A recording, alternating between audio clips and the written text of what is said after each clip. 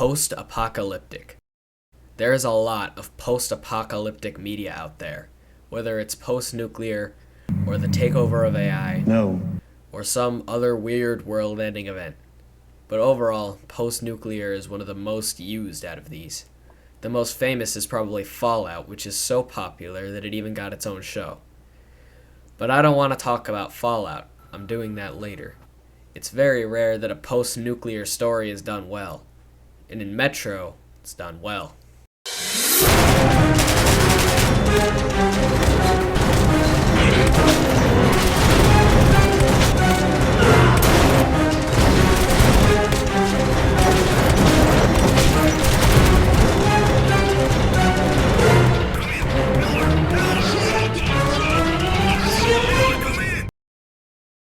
Metro is a game that takes place in post-nuclear Moscow, where humans have survived by staying in the subway stations beneath the city.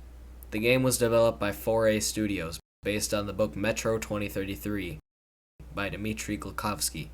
The game follows the story of Artyom, who needs to find a way to destroy the Dark Ones. Damn, the Russians are stealing our thunder. Threatening his home station, and ultimately the human race. I see a lot of inspiration from Half-Life 2, which released a few years earlier. Even though this game has a basic intro cutscene establishing the world and Doom Eternal loading screen lore, everything else in the story is told through gameplay. Even though it's similar to Half-Life, Metro is more thought out. You can go stealthy or you can go loud. If you go stealthy, you have to be careful, because unlike retarded Ubisoft enemies, the enemies in Metro didn't eat 1 metric ton of lead as babies and actually react to the things happening. They have traps set that go from simple alarms to toppling furniture on you. They'll notice your flashlight and laser sight. What was that noise? They take cover when they hear gunshots. They play it safe when they find a dead body and not the killer.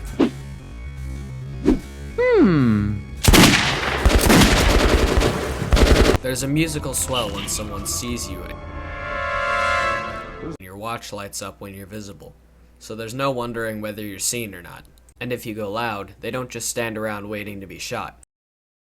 They actually hide behind cover and come out to take shots, just like you have to. Artyom isn't the unkillable Gordon Freeman, and has to use his brain. While you have 5 medkits, you don't get restocked too often, so you can't just fly at enemies with your shotgun. It's surprising to me that enemies in this game from 2014 are still smarter than enemies from games that came out 10 years later. But they still can't take a blast from my shotgun, unless they're a juggernaut.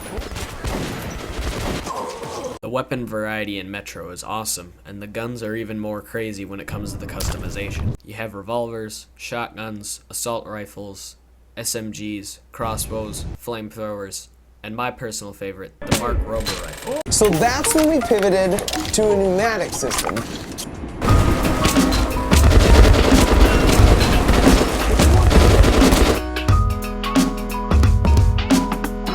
Which you have to pump to be able to shoot.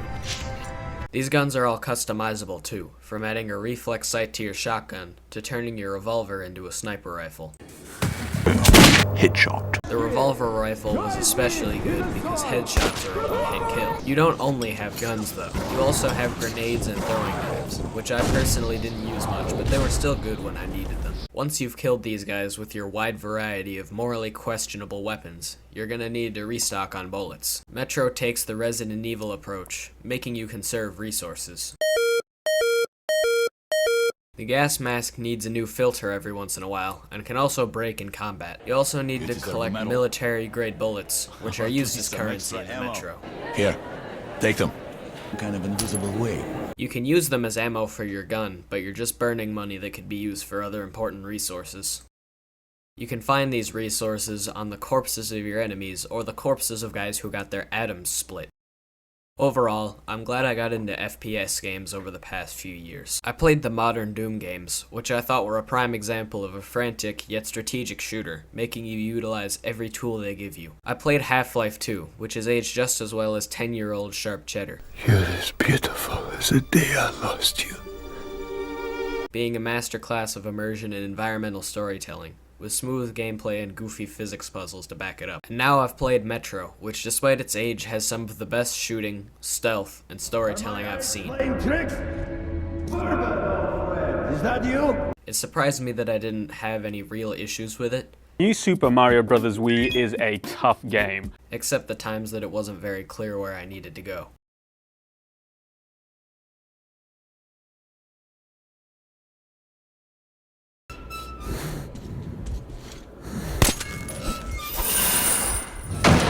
I will be playing the rest of these games, but you can't rush perfection. A lot of people glaze Metro Exodus, so I hope it's as good as they say. But for now, this is where I get off.